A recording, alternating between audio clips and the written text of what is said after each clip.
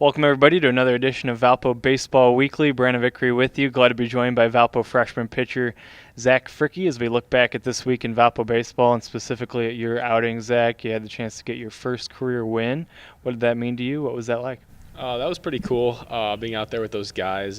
Defense being able to pick me up like that. Chase Dawson, Damon Jorgensen make some great plays. That just added to it. And pretty sweet victory, to say the least. Certainly were some nice defensive plays behind you. Let's talk about your performance as well, though. How would you assess the way you pitched and what was working for you on the mound? Well, I knew it was going to be a good day when it was a little colder and the wind was blowing straight in. So my goal was just to throw as many strikes as possible, which wasn't always the case. But when it came down to it, I got it done. So it was.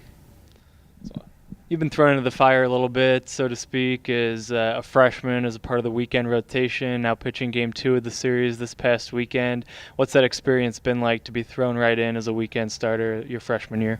It's tough, but I love pitching in those situations and just getting the chance to compete against one of the best conferences in the nation. So I actually really enjoy being out there during the weekend.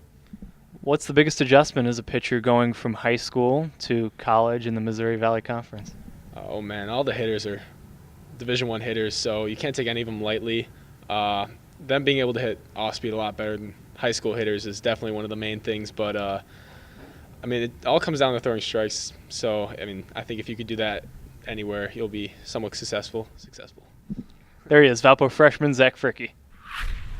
Now glad to be joined by the head coach of Valpo, Brian Schmack, and we talked with Zach Fricke a moment ago, so maybe let's start with him. He moved up to your Game 2 starter this weekend and got his first career win.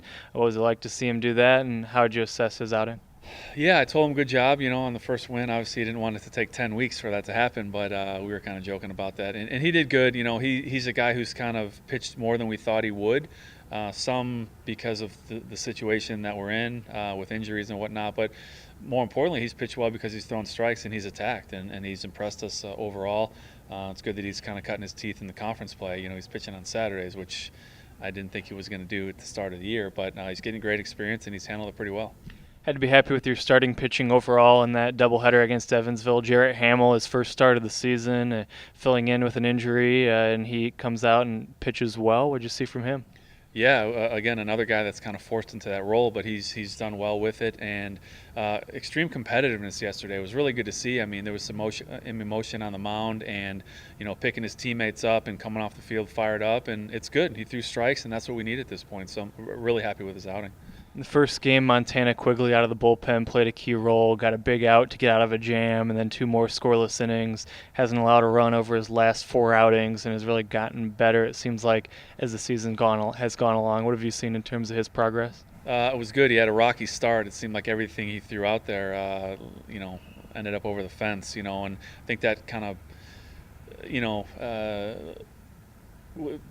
hurt him as far as confidence. He was a little terrified to throw the ball to the plate at that point, naturally. But he's just gained confidence, and he's going to be a huge force down the stretch because he's a guy that we kind of counted on early on to throw strikes and some high leverage innings, and he's done that so far. So. Offensively and defensively, some of the contributors this weekend weren't the household names, and it's guys that are maybe younger guys in the lineup that have struggled at times this year. What have you done as the staff in terms of trying to help the guys who are maybe freshmen or sophomores or first-year players with you at the plate? I think understand that they're going to struggle. You talk to a guy like Drudge, and he's never seen pitching like this in his high school days, so it's new for those guys. And Capers, and early on they struggled, and I think they're just getting more comfortable now and kind of allowing that process to happen and understand that there's going to be failure and not treat it like it's the end of the world. So trying to help those guys along in this process and let them know that it's okay, but we need to get better as we move through this. So it's been good. There he is, the head coach, Brian Schmack. Valpo will be in action 5 games slated for the week on the road, including a 3-game weekend series at Bradley. For all the latest in Valpo baseball, check out valpoathletics.com.